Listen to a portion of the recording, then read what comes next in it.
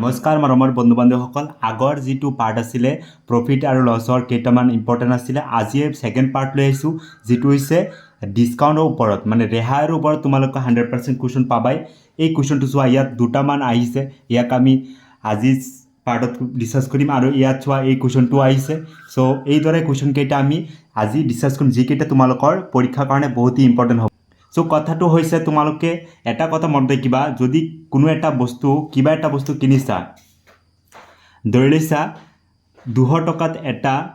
কিবা ঘড়ী এটা কিনিছা, বা ঘড়ী এটা কিনি পেলাই তোমাৰ বন্ধুক কিমান টকা বেছি দিলা, 150 টকা বেছি দিলা। চ' তোমাৰ কিমান ৰেহাই, মানে কিমান এৰি দিলা, এইটো হৈছে ৰেহাই। মানে কিমান মানে তোমাৰ লোকচান হৈছে, তাকেই ধৰা হৈছে ৰেহাই বুলি তোমালোকে মনত ৰাখিবা। চ' চোৱা, কিমান পাৰ্চেণ্ট বা কিমান টকা এৰি দিলা, যে 50 টকা তুমি এৰি দিলা। চ' এইটো হৈছে ৰেহাই বুলি কোৱা হয়। ৰেহাই মানে এৰি দিয়াটোই কোৱা হয় ৰেহাই, বা ইয়াক কোৱা হয় ডিছকাউণ্ট।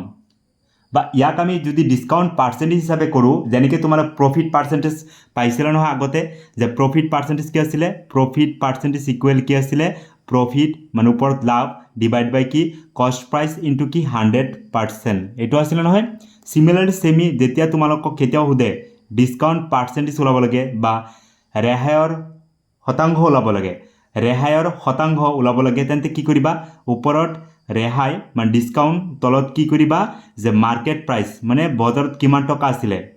ছপা মূল্য। যে কিবা এটা বস্তু কিনিব যোৱা নহয়, তাত এটা টেগ লিখা থাকে, এটা নিৰ্দিষ্ট মাৰ্কেট মানে দাম লিখা থাকে, সেই দামটোক কোৱা হয় মাৰ্কেট প্ৰাইচ, বা ইয়াক কোৱা হয় ছপা মূল্য। আৰু ইয়াক যদি আমি 100ৰে পূৰণ কৰি দিওঁ, যিটো মান ওলাই যাব তাক কোৱা হয় ডিছকাউণ্ট পাৰ্চেণ্টেজ। ঠিক আছে, আমি কুৱেশ্যনত গুচি যাওঁ, যে এই কুৱেশ্যনটো যিহেতু আহিছে। চোৱা কি কৈছে, এজন মানুহে 2000 টকাত ছপা মূল্যযুক্ত এটা ফেন ক্ৰয় কৰিলে।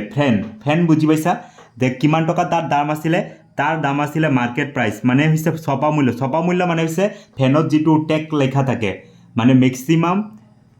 Maximum retail price, MRP। কেতিয়াবা তোমালোকৰ MRPৰ ফুল ফৰ্মো আহিব পাৰে। MRP হৈছে মেক্সিমাম ৰিটেইল প্ৰাইচ। চ' এইটো হৈছে ছপা মূল্য আছে। ইয়াৰ কিমান দিয়া আছেনে, 2000 টকা। এতিয়া প্ৰথম কথা হৈছে ডিছকাউণ্ট, প্ৰথম কিমান পাৰ্চেণ্ট দিয়া হৈছে, প্ৰথম 20%। তাৰপিছত আকৌ কি কৰিছে, 10% ডিছকাউণ্ট। তো যদি এনেকুৱা দিয়া থাকে, প্ৰথমে 20% ডিছকাউণ্ট মানে গম পাইছা আগৰ নিচিনাই, যেনেকৈ লোকচান হয়। কি কৰিবা, পাৰ্চেণ্ট থাকিলে তলতো 100 লিখিবাই। এতিয়া চোৱা, 20% ডিছকাউণ্ট মানে কমাই দিছে, তো ডিছকাউণ্ট সদায় লিখিবা যে 100ৰ পৰা 20 কমাই দিলে কিমান লিখিবা, ওপৰত 80। আৰু যদি কোৱা হয় 30% ডিছকাউণ্ট, কি কৰিবা, 100ৰ পৰা 30 কমাই দিলে 70/100। এতিয়া 10% ডিছকাউণ্ট কৰাৰ লগে লগে কি কৰিবা, যে ওপৰত লিখিবা 90, তলত কি কৰিবা 100। এতিয়া তোমালোকৰ আৰু এটা মনত কুৱেশ্যন আহি আছে, যে 20 আৰু 30 দুটা মিলি পেলাই আমি যদি 30% ডিছকাউণ্ট কৰি দিওঁ, যে ইয়াত আমি 30% ডিছকাউণ্ট 70/100 লিখিব পাৰোঁ কি নাই, একেবাৰে নোৱাৰা। কাৰণ প্ৰথমে দিয়া হৈছে 20%, তাৰপিছত আকৌ কিমান দিছা, 10%। এতিয়া যেতিয়া 20% ডিছকাউণ্ট দিলা, মানে এইখিনি মান কিবা এটা হ'ব, সেই মানক আকৌ 10% ডিছকাউণ্ট দিয়া হয়। সেইকাৰণে তোমালোকে সদায় যেতিয়া ডিছকাউণ্ট দিয়া থাকে, সদায় ছিংগল কৰিবা। তোমালোকৰ কেতিয়াবা তেনেকুৱা মই পাইছোঁ, যিসকলে মানে 20 আৰু 10 দুটা প্লাছ কৰি 30 হৈ যায়, 30% ডিছকাউণ্ট কৰি দিয়ে, মানে কিমান লিখে, 70/100। এনেকৈ নিলিখিবা কেতিয়াও, ভুল হ'ব। তাৰপিছত চোৱা, আকৌ 10% ডিছকাউণ্ট দিছে, 10% ডিছকাউণ্ট মানে কি লিখিবা, 90 কি কৰিবা, 100, মানে 100ৰ পৰা 10 কমাই দিবা। তাৰপিছতহে তোমাক কি কৰিলে, পাংখাটো কিনি আনিব পাৰিছা। দোকানীত যেতিয়া দোকান গৈছা, তাৰ ছপা মূল্য আছিলে ফেনটোত 2000 টকা, তাৰ দুটা ডিছকাউণ্ট দিলে, এটা হৈছে 20% ডিছকাউণ্ট দিলে, আৰু এটা 10% ডিছকাউণ্ট দিলে। যেতিয়া ডিছকাউণ্ট দিয়া হৈছে, তাৰপিছত কি তুমি দোকানৰ পৰা আনিছা। এতিয়া চোৱা, শূন্য কেঞ্চেল, তাৰপিছত কি কৰিছে, চেল কৰিছে, মানে চেলিং প্ৰাইচ, আৰু শূন্য কাটি দিয়া, এইটো শূন্য কেঞ্চেল, ইয়াৰ তলত দুটা শূন্য, ইয়াৰ তলত দুটা শূন্য কেঞ্চেল হৈছে। ওপৰত চোৱা, 1 2 3 4, তলত 1 2 3 4 কেঞ্চেল। এতিয়া বাকী কি থাকিল, 8 9 কিমান, 72ৰ লগত ইয়াত কিমান আছে, 20 আছে। ডাইৰেক্ট চোৱা, 72 × 2, শূন্য এটা বাকী আছে, তাৰপিছত লিখিম 4 2 2 কিমান, 4 হ'ল। তাৰপিছত চোৱা, 2 7 কিমান, 14, 14, এটা শূন্য বাকী আছে নহয়, এই শূন্যটো শূন্য, কিমান হৈ গ'ল, 1440, মানে চেলিং প্ৰাইচ। তেন্তে তোমাক কিমান টকা দোকানীক দিলে দোকানীয়ে কিমান টকাত মানে এৰি দিলে ইমান টকা বেচিলে 1440 টকাত তুমি ফেনটো কিনি আনিছা 1440 টকা ইয়াত আছে নহয় এইটো হৈছে আমাৰ শুদ্ধ এনচাৰ তো এই কুৱেশ্যনটো আহিছিলে 2022ত এডিআৰৰ কুৱেশ্যন পেপাৰত 1 আহিছিলে দেখা পাইছে নহয় ইম্পৰ্টেণ্ট হয় কনচেপ্ট ক্লিয়াৰ হৈছে এতিয়া নেক্সট কেইটা একেবাৰে সহজ হ'ব চোৱা এই কুৱেশ্যনটো ইয়াত কোনো এটা সংখ্যা ইয়াত পেপাৰ 1ত আহিছিলে 2ত আহিছিলে ইমান পাৰ্চেণ্ট কি হ্ৰাস কৰা হৈছে হ্ৰাস মানে কি মানে ডিছকাউণ্টই কৰা হৈছে ডিছকাউণ্টই ধৰি লৈছা মানে কমি গৈছে হল এতিয়া যে কোনো এটা সংখ্যা আমি নাজানো নহয় কোনো এটা সংখ্যাটো চোৱা x আছিলে ইয়াক আমি 12.5% কি কৰি দিলে যে হ্ৰাস কৰিলে মানে ডিছকাউণ্ট মানে এৰি দিলে সো পাৰ্চেণ্ট থাকিলে তলত কি কৰিবা 100 এতিয়া 12.5 যদি কমাই দিয়া 100 ৰ পৰা কিমান হ'ব 80 কিমান 87.5 হ'ব হয়নে এইটো বুজি পাইছা যে 100 ৰ পৰা 12.5 যদি কমাই দিয়া মানে 12.5 12.5 যদি কমাই দিয়া কিমান হ'ব 87.5 হৈ যাব হয়নে এইখিনি তাৰ পিছত তোমাক কি কৈছে তাৰ পিছত সংখ্যাটো পোৱা গৈছে কিমান 119 এইখিনিলৈকে ক্লিয়াৰ হ'ল এতিয়া চোৱা এইখিনি তোমালোকৰ কাৰোবাৰ ডাউটো থাকিব পাৰে কাৰণ মই কৈছোঁ যে এনেকুৱা হ্ৰাস বা ডিছকাউণ্ট বা লোকচান হ'লে 100 ৰ পৰা যি সংখ্যাটো থাকিব সেইটো কি কৰিব মাইনাছ কৰি পেলাই এই ওপৰত লিখিবা ইয়াত যেনেকৈ চোৱা 20% ডিছকাউণ্ট মানে কি 100 ৰ পৰা 20 কমিলে কিমান 80 10% ডিছকাউণ্ট মানে কি 100 ৰ পৰা 10 কমিলে কিমান 90 একেবাৰে চিমিলি ইয়াত কৰিবা এটা সংখ্যা আছিলে তাত 12.5 যদি কমি গৈছে কিমান হ'ব 87.5 বাই 100 ইকুৱেল কিমান হৈছে 119 সংখ্যাটো হ'ল তেন্তে হয় x টো ওলাব লাগে একেবাৰে সহজ চোৱা এতিয়া এইটো x লিখিলা ইনটু এতিয়া চোৱা ইয়াত কিমান হ'ব এই দশমিক এটা আছে নহয় দশমিকটো উঠাব হ'লে তোমালোকে কি কৰিবা মই ইয়াত আৰু এটা লাইন কৰি আছোঁ এই দশমিকটো উঠাব হ'লে তোমালোকে এটা কি অতিৰিক্ত 10 পূৰণ কৰি দিবা 10 পূৰণ কৰি দশমিকটো উঠি যাব ওপৰত যদি পূৰণ কৰিছে তলতে কি কৰিবা এটা 10 পূৰণ কৰি দিবা হয়নে তাৰ পিছত ইফালে আছে 119 শৰ্টকাট হৈ যায় তোমালোকৰ মই এইটো এনেকৈ কৰিছোঁ কাৰণ তোমালোকৰ বুজাত সুবিধা হ'ব হয়নে সো এতিয়া চোৱা ইয়াত কি হ'ব এইটো x লিখিলা ইনটু তাৰপিছত চোৱা এইটো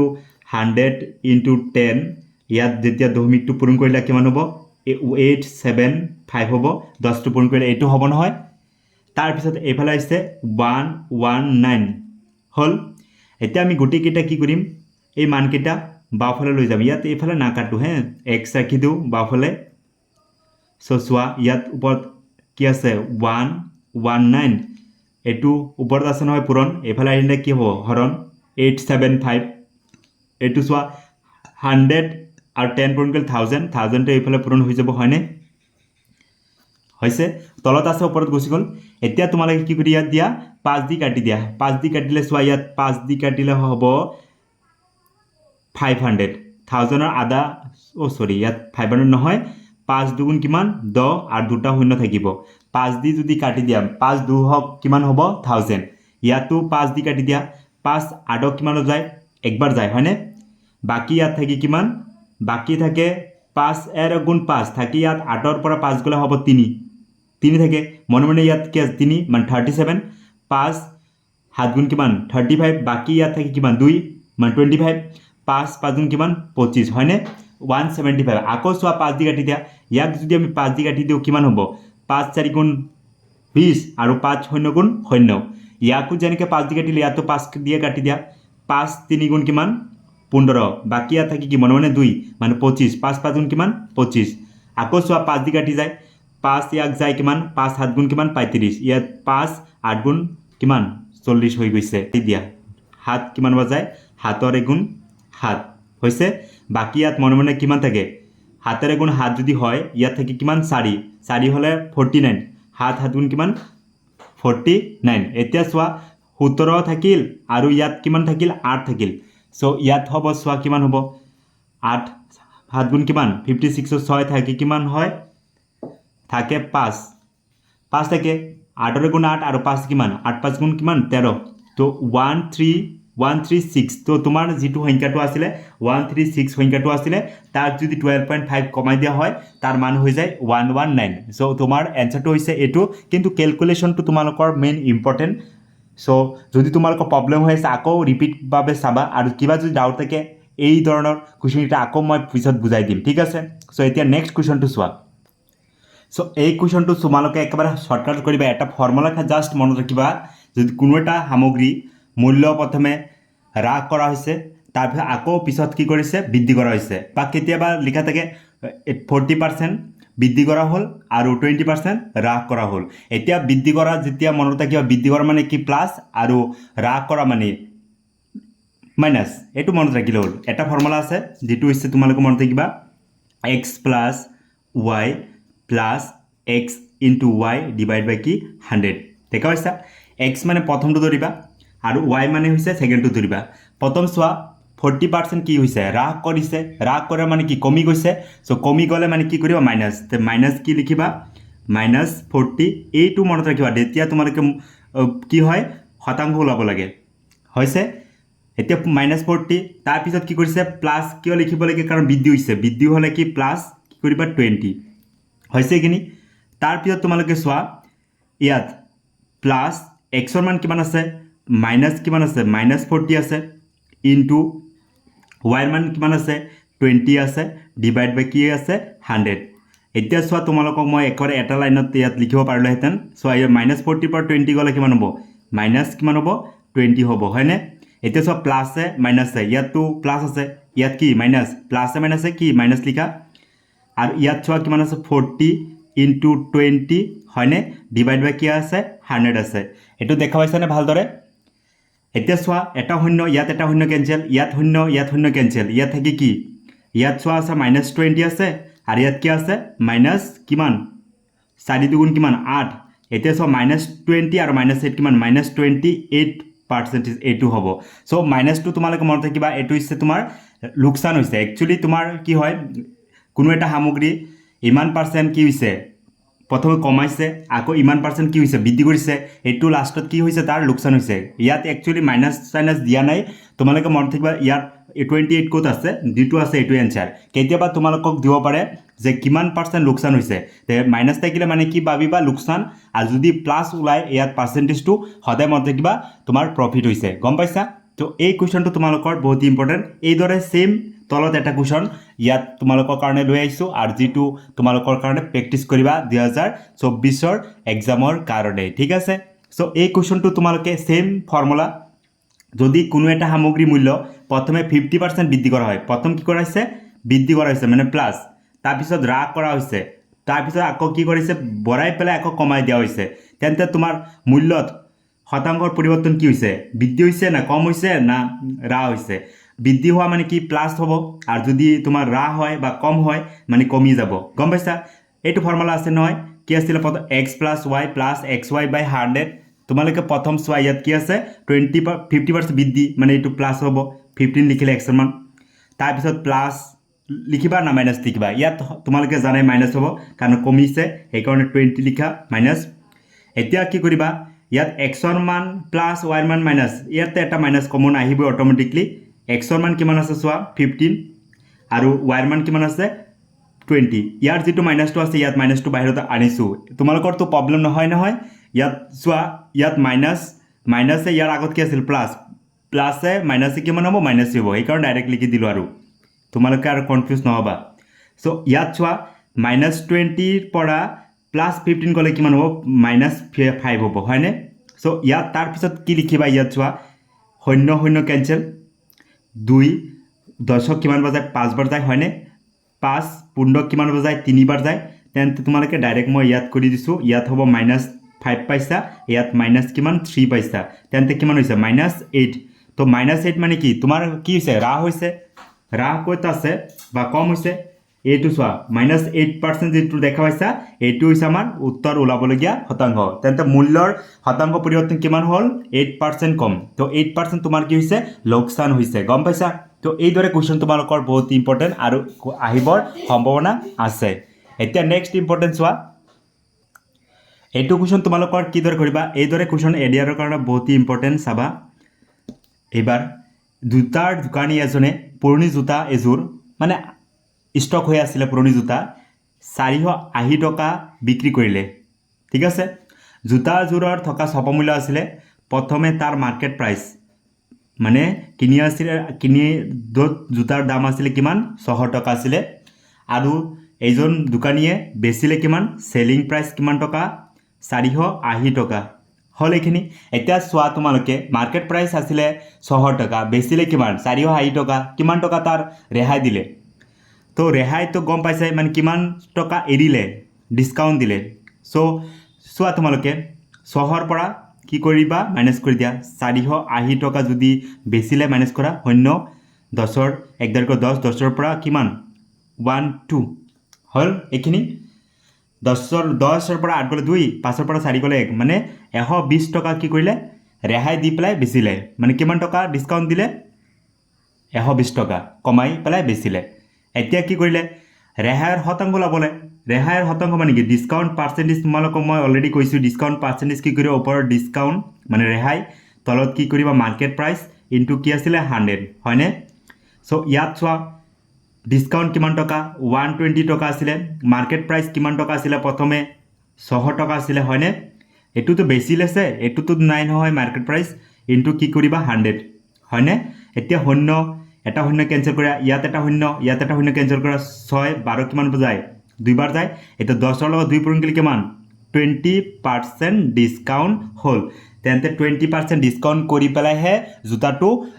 কাস্টমাৰক বেচিলে গম পাইছা যেতিয়া 480 টকা বস্তুটো 600 টকা বস্তুটো 480 টকাত বেচিলে দোকানীয়ে কিমান পার্সেন্ট ডিসকাউন্ট দিলে 20% ডিসকাউন্ট দি পেলাই বেচিলে হল ক্লিয়ার এই দৰে কোশ্চেন কিন্তু ইম্পৰ্টেন্ট এতিয়া নেক্সট ডিসকাউন্টৰ এটা অংক চোৱা যদি স্বল্পমূল্য ইমান আছে আৰু বেচা দাম ইমান টকা আছে সমান বুলি কৈছে স্বল্পমূল্য মানে কি মার্কেট প্রাইস কিমান আছে 2/5 ইজিক্যাল টু কি আছে 5/8 কি আছে সেলিং প্রাইস ইকুয়াল বুলি দিয়া আছে এটো স্বল্পমূল্য মানে মার্কেট প্রাইস আৰু সেলিং প্ৰাইস সমান বুলি দিয়া আছে তেন্তে ৰেহাইৰ পাৰ্সেন্টেজ ওলাব লাগে ৰেহাইৰ পার্সেন্ট মানে কি ডিসকাউন্ট পার্সেন্টেজ ওলাব লাগে ডিসকাউন্ট পার্সেন্ট ডিসকাউন্ট বাই কি আছিলে মার্কেট প্রাইস ইনটু কি লিখিবা জানাই তোমালোকে কি লিখিবা 100 হয়নে সো প্রথম ইয়াত চোৱা কি আছে ৰেশিও কেটা ওলাই লোৱা ইয়াত এমপি ইয়াত সেলিং প্রাইসটো পূরণ আছে এফালে আইলে কি হ'ব হরণ হল আর এফালে আছে কি 5/8 আছিলে ইয়াত চোৱা 5টো হৰণ আছে এফালে আইলে কিমান হ'ব পূৰণ আৰ 2টো এফালে পূৰণ আছে ওপৰত আছে এফালে গলে কি হৰণ এতিয়া চোৱা তাৰ মান কিমান হ'ব 5 5 গুণ কিমান 25 আৰু 8 দুগুণ কিমান 16 হয়নে এইখিনিলৈকে বুজি পাইছা এতিয়া চোৱা ইয়াত মাৰ্কেট প্ৰাইস মানে ধৰি লৈছা বস্তুটো আছে এটা বস্তুৰ দাম কিমান টকা আছে 25 টকা আৰু বেচিলে কিমান 16 টকা তেন্তে তোমাৰ ৰেহাই কিমান দিলে ডিসকাউন্ট কিমান দিলে মানে এৰি দিছে কিমান 25 টকাৰ পৰা যেতিয়া 16 টকাত বেচিলে 9 টকা এৰি পেলাই বেচিলে মানে ৰেহাই কিমান দিছে 9 টকা এৰি দিছে ধৰি লৈছা মাৰ্কেটৰ এটা কলমৰ দাম 25 টকা আছিলে তোমাক চিনাকি বুলি তোমাক 16 টকাত বেচি দিলে তার কিমান টকা এৰি দিলে কলমৰ পৰা 9 টকা এটু কোৱা হয় ডিসকাউন্ট 9 টকা এতিয়া ডিসকাউন্ট পাৰ্সেন্টেজ ওলাব লাগে ডিসকাউন্টৰ পাৰ্সেন্টেজ মানে হৈছে ওপৰত কি কৰিবা ডিসকাউন্ট ডিভাইড বাই কি কৰিবা মাৰ্কেট প্ৰাইস সদায় মনত ৰাখিবা এটু ইনটু কি 100 এতিয়া চোৱা ডিসকাউন্ট 9 টকা আছিলে মাৰ্কেট প্ৰাইস কিমান টকা চোৱা 25 টকা হয়নে এটু মার্কেট প্রাইস 25 ইনটু কি 100 এতিয়া 25 100 কিমান বুজায় 4 বাৰ 4 নগন কিমান 36% কি হৈছে ডিসকাউন্ট হল যেতিয়া বস্তু এটা 25 টকা বস্তু এটা 16 টকাত বেচে তেন্তে কিমান পার্সেন্ট এৰিছে 26% ৰেহাই দিলে সো এইখিনি আছিল আমাৰ আজিৰ ডিসকাউন্টৰ ইম্পৰ্টেন্ট কোশ্চেন কেটা আৰু নেক্সট পাৰ্টত তোমালোকে কি পাবা যে সৰল সুদ তাৰ পিছত তোমালোকৰ কম্পাউণ্ড ইন্টাৰেষ্ট একেবাৰে সহজভাৱে বুজিবলৈ তোমালোকে চেনেলটো সাবস্ক্ৰাইব কৰিবা আৰু লগৰ ফ্ৰেণ্ডক শেয়াৰ কৰিবা হিয়তৰ যদি এইটো চেপ্টাৰৰ যেটো প্ৰফিট আৰু লছ সহজভাৱে ক্লিয়াৰ হৈ যায় ঠিক আছে ধন্যবাদ